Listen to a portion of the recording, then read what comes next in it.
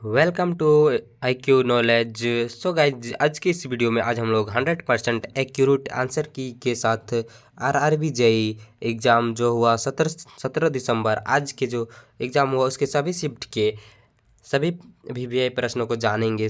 इस वीडियो में 100% accurate answer की के साथ मैं आप सभी को बताऊंगा, तो वीडियो को लास्ट तक देखें और हमारे चैनल में पहली बार है तो चैनल को भी सब्सक्राइब कर लें। सो गाइज, आज का पहला प्रश्न था, बेरी रोग किस विटामिन की कमी से होती है? बताना है बेरी रोग कौन से विटामिन की कमी से होता है। तो इसका करेक्ट आंसर हो जाएगा विटामिन BA, यानी option B is a correct answer. देख सकते हैं विटामिन बी ए की कमी से बेरी नामक रोग होता है। फिर विटामिन BA का रासायनिक नाम थायमिन होता है। फिर है यह फल और चावल, अंडा, मांस, दूध, सोयाबीन, अंकुरित अनाज इत्यादि में पाया जाता है। अगला है विटामिन A, इसका रासायनिक रेटिनॉल है एवं अणुसूत्र C2OH2QOH है। यह गाजर, हरी पत्तीदार सब्जियां, पपीता में पाया जाता है। फिर है विटामिन C, इसका रासायनिक नाम एस्कॉर्बिक एसिड है। इसकी कमी से स्कर्वी नामक रोग होता है। फिर ये खट्टे रसदार फल में पाया जाता है। फिर अगला क्वेश्चन है हम लोग का, मेढक में दांत होते हैं। मेढक में कौन से दांत होते हैं?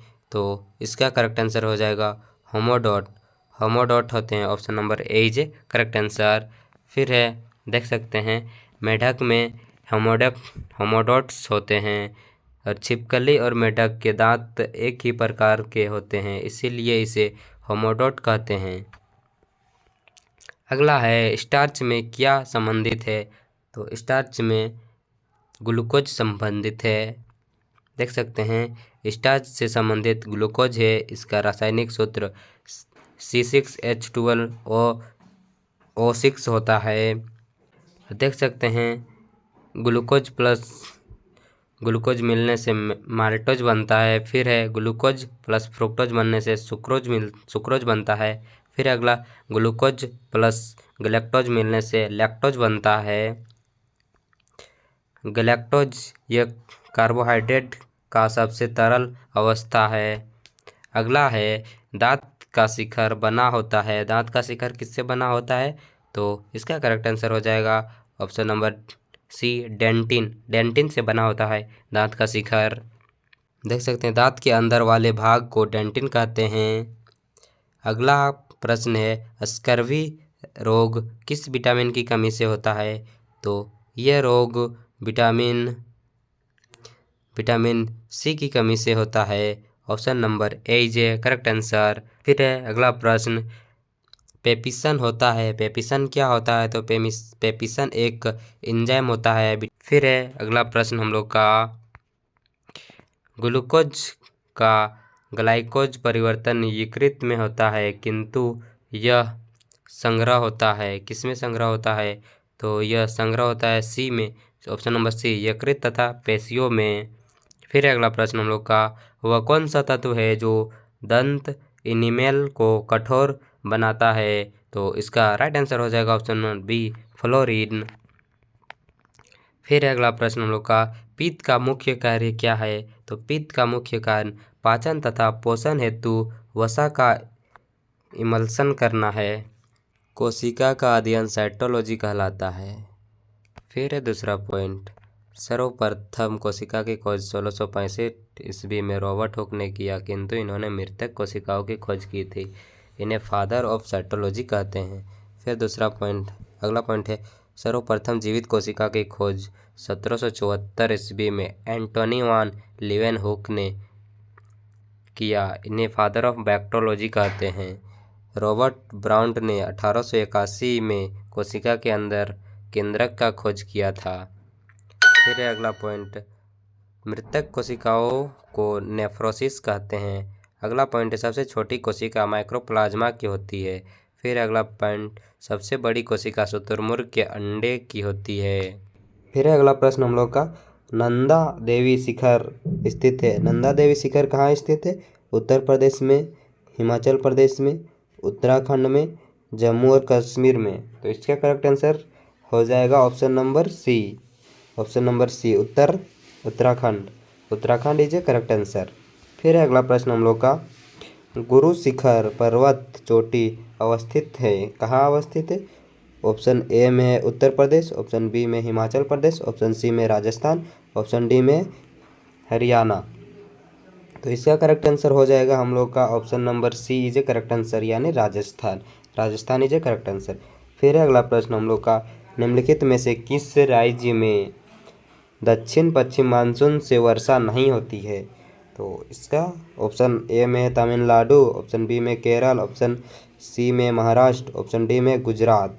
तो इसका करेक्ट आंसर हो जाएगा option number A, Tamil Nadu is a correct answer. देख सकते हैं, Tamil Nadu is a correct answer. फिर अगला प्रश्न हम लोग का, भारत में वर्षा का औसत है, भारत में वर्षा का औसत क्या है? ऑप्शन ए में 110 सेमी, ऑप्शन बी में 118 सेमी, ऑप्शन सी में 125 सेमी, ऑप्शन डी में 135 सेमी। तो इसका करेक्ट आंसर क्या हो जाएगा, बताना है हम लोग को। तो इसका करेक्ट आंसर हो जाएगा 5 का बी, 118 सेमी इज ए करेक्ट आंसर। फिर अगला प्रश्न हम लोग का, अमृतसर की अपेक्षा निम्न अक्षांश पर स्थित होने के बावजूद शिमला अधिक ठंडा है क्योंकि? ऑप्शन ए में यह उच्च तुंगता पर है, ऑप्शन बी यह समुद्र स्तर से ऊपर है, ऑप्शन सी वायुमंडल में अधिक ओजोन है, ऑप्शन डी यह विशेष रूप से बर्फ भारी है। तो इसका करेक्ट आंसर हो जाएगा हम लोग का 6 नंबर का ए इज ए करेक्ट आंसर। यह उच्च तुंगता पर है, option A is a correct answer. फिर अगला प्रश्न हम लोग का, इंदिरा गांधी नहर निकलती है, बताना है इंदिरा गांधी नहर कहाँ से निकलती है? ऑप्शन ए में रूपड, ऑप्शन बी में भाखड़ा, ऑप्शन सी में हरिके बांध से, ऑप्शन डी में है गंगा सागर से।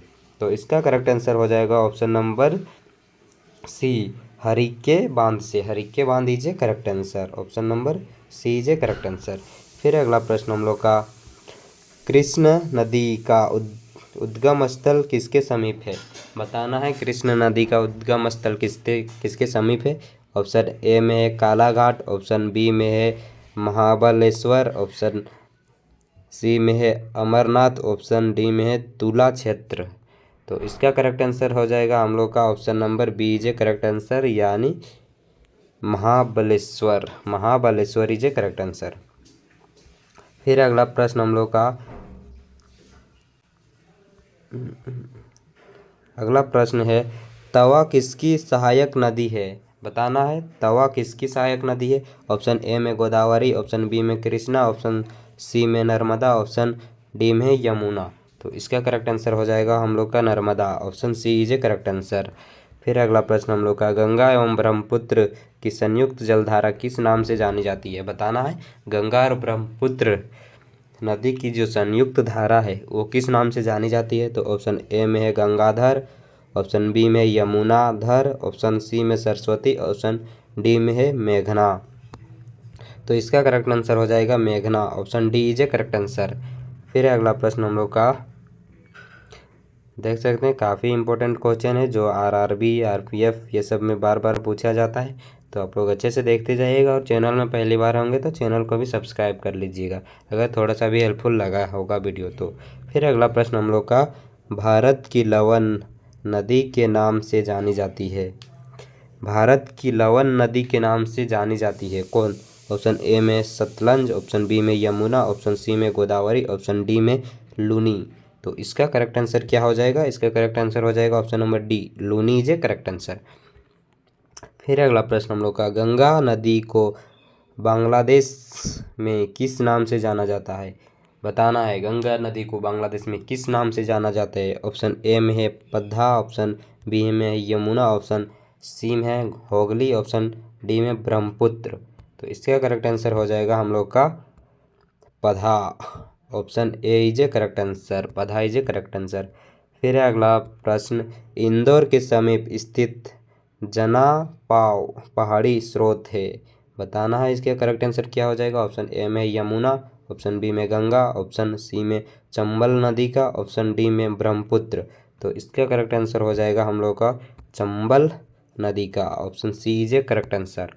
फिर अगला प्रश्न, अंडमान निकोबार द्वीप समूह कहाँ स्थित है। बताना है अंडमान निकोबार द्वीप समूह कहाँ स्थित है। बंगाल की खाड़ी में, दूसरा अरब सागर में, सी भूमध्य अक्षांश पर, ऑप्शन डी मालदीव के पास। तो इसका करेक्ट आंसर हो जाएगा हम लोग का 14 नंबर का ए, बंगाल की खाड़ी। बंगाल की खाड़ी में है अंडमान निकोबार। फिर अगला प्रश्न, भारत के किस राज्य में उसके क्षेत्र का अधिकतम प्रतिशत क्षेत्र वनाच्छादित है। ऑप्शन ए में मिजोरम, ऑप्शन बी में असम, ऑप्शन सी में उत्तराखंड, ऑप्शन डी में उत्तर प्रदेश। तो इसका राइट आंसर हो जाएगा हम लोग का 15 नंबर का Mizoram, option A is a correct answer. फिर अगला प्रश्न, निकोबार द्वीप का दूसरा नाम क्या है। बताना है निकोबार द्वीप का दूसरा नाम क्या है। ऑप्शन ए में इंदिरा पॉइंट, ऑप्शन बी में पिगमेलियन पॉइंट, ऑप्शन सी में है निकोबार ट्रायंगल, ऑप्शन डी में लूनी पॉइंट। तो इसका करेक्ट आंसर हो जाएगा हम लोग का option number B, Pygmalion point is a correct answer. फिर अगला प्रश्न, लक्षद्वीप समूह कहाँ है। बताना है लक्षद्वीप समूह कहाँ है। ऑप्शन ए में बंगाल की खाड़ी, ऑप्शन बी में अरब सागर में, ऑप्शन सी में बॉय ऑफ बंगाल में, ऑप्शन डी में भूमध्य अक्षांश पर। तो इसका राइट आंसर हो जाएगा हम लोग का अरब सागर में, option B is a correct answer. Lakshadweep समूह अरब सागर में है। फिर अगला प्रश्न, देश के कुल कोयला उत्पादन में झारखंड की भागीदारी है। झारखंड के कितना % कोयला देता है पूरा देश को। तो ऑप्शन ए में 20%, ऑप्शन बी में ऑप्शन सी में 40%, ऑप्शन बी में 30%, ऑप्शन डी में 50%। तो इसका राइट आंसर हो जाएगा हम लोग का 40%, option C is a correct answer है। पूरा देश को झारखंड अकेले 40% कोयला देता है। फिर अगला प्रश्न हम लोग का, निम्नलिखित में से किस खनिज को भारत आत्मनिर्भर नहीं है। ऑप्शन ए में लौह, ऑप्शन बी में सोना, ऑप्शन सी में तांबा, ऑप्शन डी में स्वर्ण। तो इसका करेक्ट आंसर हो जाएगा हम लोग का ऑप्शन नंबर सी, तांबा इज ए करेक्ट आंसर। फिर अगला प्रश्न, झारखंड में कोयला की खानें स्थित है। झरिया में, रांची में, हजारीबाग में, धनबाद में। तो इसका करेक्ट आंसर हो जाएगा झरिया में, option A is a correct answer. Jharia में कोयला की खानें स्थित है झारखंड में। फिर अगला प्रश्न हम लोग का, निम्न में से कौन सा स्थान कॉपर खनन से संबंधित है। ऑप्शन ए में है खेतड़ी, ऑप्शन बी में सोमनाथ, ऑप्शन सी में कुतुब मीनार, ऑप्शन डी में रानी का वाव। तो इसका करेक्ट आंसर हो जाएगा Khetri, option A is a correct answer. फिर अगला प्रश्न, केंद्र सरकार द्वारा नई वन नीति की घोषणा किस वर्ष की गई। ऑप्शन ए में 1972 में, ऑप्शन बी में है 1988, ऑप्शन सी में 1995, ऑप्शन डी में 2005। तो इसका करेक्ट आंसर हो जाएगा 1988, option B is a correct answer. फिर अगला प्रश्न हम लोग का, भारतीय वन सर्वेक्षण विभाग की स्थापना कब की गई थी।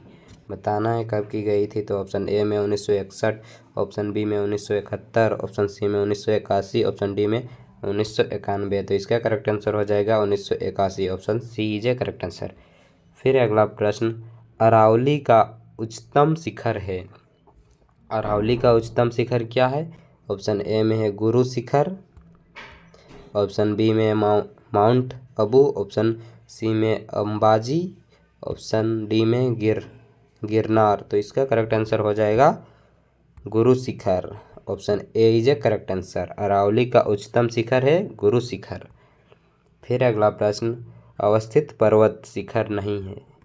बताना है अवस्थित पर्वत शिखर कौन नहीं है। तो ऑप्शन ए में गोसाई थान, ऑप्शन बी में है धूपगढ़, ऑप्शन सी में है अरवलगनान, ऑप्शन डी में है उड़नपुर। तो इसका करेक्ट आंसर हो जाएगा हम लोग का Gosainthan, option A is a correct answer. आज के लिए इतना ही। अगर वीडियो थोड़ा सा भी हेल्पफुल लगा हो तो चैनल को सब्सक्राइब कर लें इसी तरह का क्वेश्चन पाने के लिए। काफ़ी इम्पोर्टेंट प्रश्न है, अच्छे से देखते जाइएगा सबको। Thanks for watching.